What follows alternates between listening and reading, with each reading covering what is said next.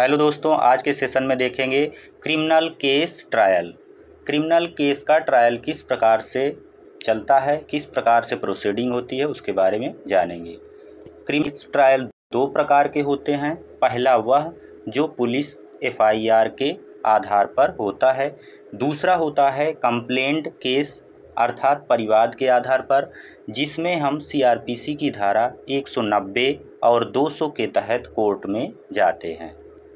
इसको एक बार फिर से देखेंगे। ट्रायल कितने प्रकार के होते हैं? दो प्रकार के।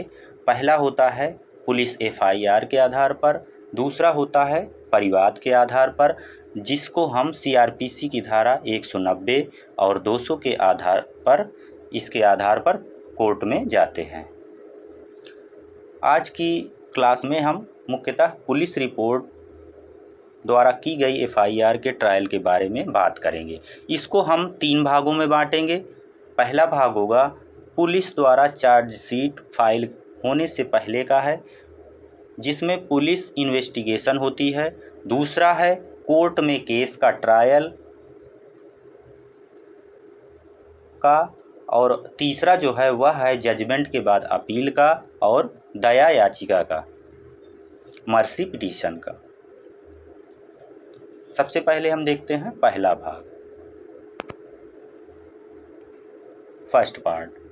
अपराध होने के बाद सबसे पहला काम होता है उस अपराध की सूचना पुलिस को देना। जो व्यक्ति सूचना देता है उसको क्या कहा जाता है? उसको हम कहते हैं शिकायतकर्ता। और जो अपराध से प्रभावित होता है उसको क्या कहा जाएगा?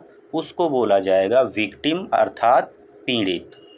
सूचना देने वाला व्यक्ति पीड़ित नहीं भी हो सकता है। इसका मतलब जैसे कोई व्यक्ति जिसने सिर्फ अपराध होते हुए देखा है, लेकिन वो व्यक्ति उस अपराध से पीड़ित ना हो अर्थात उसका हिस्सा ना हो, वो व्यक्ति भी शिकायतकर्ता हो सकता है। पुलिस स्वयं भी किसी भी अपराध की शिकायतकर्ता हो सकती है। ये हम कहाँ देखेंगे? हम देखेंगे ये सुप्रीम कोर्ट का एक जजमेंट है, उसमें इसको विस्तार से दिया गया है। जैसे कि कोई पुलिस ऑफिसर ड्यूटी या गश्त पर है और वो कोई अपराध होते हुए देखे तो वह पुलिस ऑफिसर स्वयं भी शिकायतकर्ता हो सकता है। इसके अलावा पुलिस को अपने किसी मुखबिर या खबरी से कोई सूचना मिलती है और फिर कोई अपनी पहचान बताए बिना पुलिस को सूचना दे तो उस अपराध में भी पुलिस ऑफिसर ही शिकायतकर्ता होगा। जब भी पुलिस को अपराध की सूचना मिलती है, उसका पहला काम होता है कि सीआरपीसी की धारा 154 के आधार पर एफआईआर को रजिस्टर्ड करे। अर्थात एफआईआर के बारे में वर्णन कहाँ पर है? धारा 154 में। अगर समय नहीं है और मौके घटना स्थल पर पहुंचना जरूरी है, पुलिस पहले मौके पर जाकर हालात काबू करेगी, फिर एफआईआर को रजिस्टर्ड करेगी। आगे देखते हैं। संज्ञेय अपराध अर्थात जो गंभीर प्रकृति के अपराध होते हैं उनको संज्ञेय अपराध कहा जाता है। अपराध दो प्रकार के होते हैं, संज्ञेय अपराध और असंज्ञेय अपराध। तो यहाँ पर अभी हम पढ़ेंगे संज्ञेय अपराध के बारे में। संज्ञेय अपराध गंभीर प्रकृति के मामलों में यदि आरोपी पकड़ा नहीं गया है तो सबसे पहले पुलिस आरोपी को ढूंढ करके सीआरपीसी की धारा 41 के तहत बिना वारंट के उसे अरेस्ट करती है। पुलिस सीआरपीसी की धारा 51 के तहत उस आरोपी की तलाशी करती है, या फिर सीआरपीसी की धारा 165 के तहत पुलिस उस स्थान की भी तलाशी कर सकती है जहां पर वह अपराधी पकड़ा गया है। जो भी सामान उस आरोपी के पास होता है, सिर्फ उसके कपड़ों को छोड़ करके वह सभी सामान पुलिस द्वारा अपनी अभिरक्षा अर्थात कस्टडी में रख लिया जाता है, अर्थात जब्त कर लिया जाता है। उस सामान की जब्ती की रसीद भी पुलिस द्वारा आरोपी को दी जाती है। इसका पीडीएफ जो होगा वह आपको हमारे टेलीग्राम चैनल पर मिलेगा, वो भी फ्री ऑफ कॉस्ट।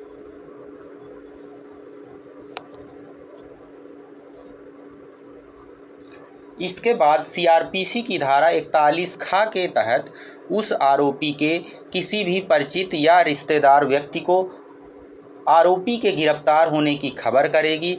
अगर ज़रूरी हुआ तो आरोपी के दिए गए पते पर किसी पुलिस ऑफिसर द्वारा जाकर उसके घर वालों को जानकारी दी जाएगी कि फला व्यक्ति को गिरफ्तार कर लिया गया है। पुलिस एफआईआर करने से पहले या फिर एफआईआर करने के बाद जैसा भी उचित समझे वैसे अपराधी को आरोपी और अभियुक्त भी कह सकते हैं एवं पीड़ित व्यक्ति को सीआरपीसी की धारा 53, 53 का, 54 एवं 167 का के तहत मेडिकल परीक्षण के लिए पास के सरकारी या प्राइवेट हॉस्पिटल में लेकर जाएगी। आईपीसी की धारा 92 के आधार पर या इसके अनुसार एक डॉक्टर घायल या रोगी व्यक्ति का उसकी सहमति के बिना उसके जीवन की रक्षा के लिए उसका इलाज किया जा सकता है या कर सकता है। अर्थात इसका मतलब क्या हुआ, इंडियन पैनल कोड की धारा 92 के अनुसार एक डॉक्टर घायल या रोगी व्यक्ति है, उसकी सहमति नहीं भी है, फिर भी उसके जीवन की रक्षा के लिए उसका इलाज कर सकता है। इन सब कार्यवाहियों के बाद अगर पुलिस को लगता है कि जिस धारा में केस बनता है वो धारा जमानतीय है। अपराध कौन कौन होते हैं? कुछ अपराध गैर जमानतीय होते हैं, कुछ होते हैं जमानतीय अपराध। यहाँ पर वो धारा जो जमानती है या फिर पुलिस के पास आरोपी के विरुद्ध पर्याप्त सबूत नहीं है तो दोनों ही स्थितियों में आरोपी को सीआरपीसी की धारा 436 के तहत पुलिस थाने से ही जमानत पर छोड़ दिया जाएगा। इसके लिए पुलिस द्वारा किसी प्रकार की जमानती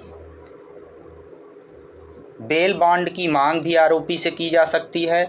अगर अपराध गैर जमानतीय धाराओं में है तो सीआरपीसी की धारा 57 के तहत पुलिस आरोपी को अरेस्ट करने के 24 घंटे के अंदर मजिस्ट्रेट के पास पेश करेगी। किसके अनुसार? धारा 57 के अनुसार। इसके बाद यदि पुलिस मजिस्ट्रेट से आरोपी की पुलिस कस्टडी मांगती है तो सीआरपीसी की धारा 167 के तहत यह मजिस्ट्रेट के ऊपर है कि पुलिस को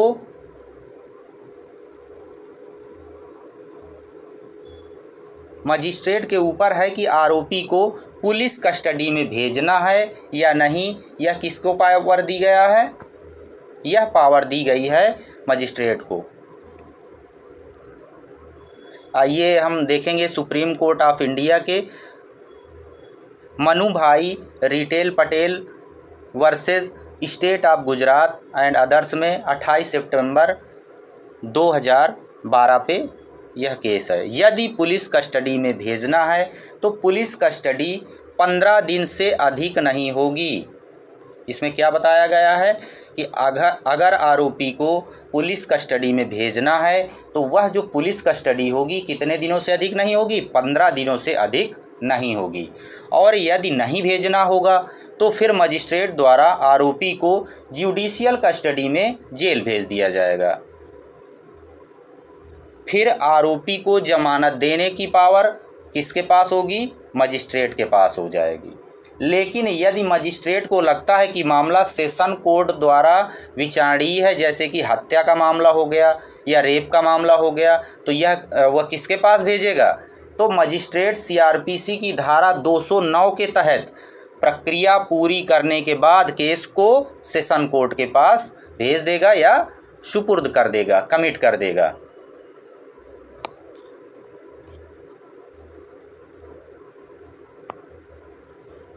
आगे देखेंगे आरोपी द्वारा जमानत या अग्रिम जमानत लेना। अगर कोई आरोपी घटना स्थल से अरेस्ट नहीं हुआ है या फिर भाग गया है, वह आरोपी सीआरपीसी की धारा 438 के तहत अपनी अग्रिम जमानत या एंटीसिपेटरी बेल भी कोर्ट से ले सकता है। अर्थात कोई आरोपी है जो घटना स्थल से अरेस्ट नहीं हुआ है या फिर भाग गया है या फिर कहीं पर छुपा हुआ है, तो वह आरोपी सीआरपीसी की धारा 438 के तहत अपनी अग्रिम जमानत या एंटीसिपेटरी बेल को भी कोर्ट से ले सकता है, या फिर पुलिस या कोर्ट के सामने समर्पण करके सीआरपीसी की धारा 437 और 439(1) के तहत भी जमानत ले सकता है। शिकायतकर्ता या पीड़ित व्यक्ति चाहे तो उस बेल के खिलाफ ऊपर की कोर्ट या अर्थात उससे जो बड़ी कोर्ट है तो उसमें सीआरपीसी की धारा 439(2) के तहत बेल कैंसिलेशन फाइल कर सकते हैं, जिससे आरोपी की जमानत को रोका जा सके या जमानत को खारिज किया जा सके।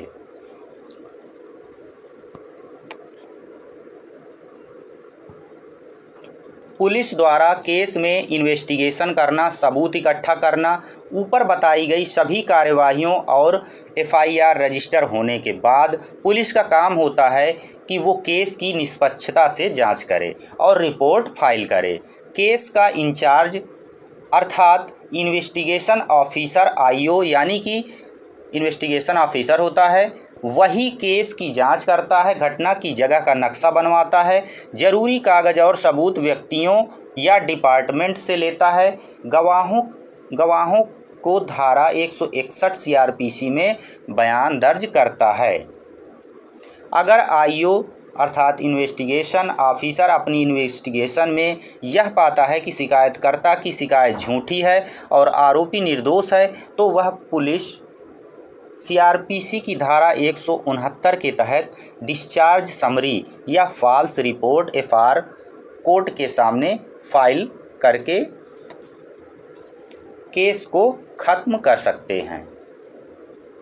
ऐसे में कोर्ट चाहे तो सीआरपीसी की धारा 190(1) के तहत केस को शिकायतकर्ता या केस में किसी पीड़ित की प्रोटेस्ट पिटीशन या परिवाद पर चला सकती है। अगर ऐसा नहीं है और आरोपी के खिलाफ जो भी सबूत हैं और आरोपी के खिलाफ पुलिस द्वारा चार्जशीट कोर्ट में फाइल कर दी जाती है, फिर कोर्ट में क्रिमिनल केस का ट्रायल चलता है। आगे के पार्ट को हम नेक्स्ट सेशन में देखेंगे।